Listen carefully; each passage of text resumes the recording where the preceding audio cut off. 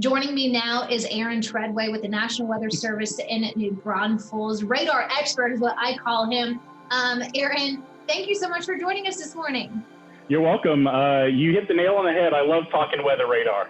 Being a meteorologist, I know I've studied this in college, but for viewers at home, I kind of want to give them a crash course in radar. So starting with the basics, what is radar and how do we use it? The weather radar actually works in the same way that, the cop sitting on the side of the road making sure you're not speeding down I-35 works. It's sending out a pulse and looking for a target to hit, whether that be the bats, rain, hail, debris from a tornado, and then it gets scattered back to the radar. The radar processes that data and then paints the pretty picture that you see online or on TV.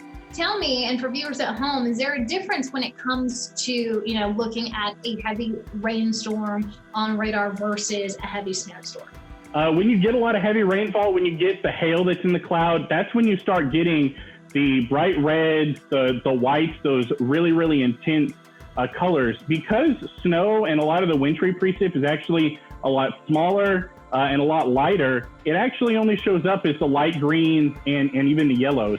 And the radar itself, it's sending out these little pulses. I think a lot of us probably think of it just as a straight beam that goes around in a circle like we see on TV, but that's not quite the case. No, so it does rotate, but it also rotates up as well. And we have different what we call volume coverage patterns. They kind of dictate how quickly it rotates up and then how quickly it spins. And all of that depends on whether it's kind of a nice sunny day outside or whether there's a bunch of storms. Aaron, thank you so much for joining us and spilling that knowledge. Thank y'all for having me.